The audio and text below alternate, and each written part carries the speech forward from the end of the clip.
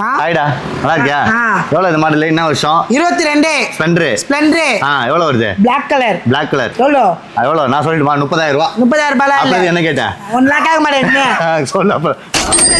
55,000 ரூபாய். ஆக்சரிஸ்லாம் போட்டு கொடுப்ப. இரும்பு. ஆக்சரிஸ். என்னது கேசரியா? கேசரி, பொங்கல், வடை அதெல்லாம் இல்ல. ஆக்சரிஸ். ஆமா. என்ன ஆக்சரிஸ் எல்லாமே போட்டு கொடுப்ப.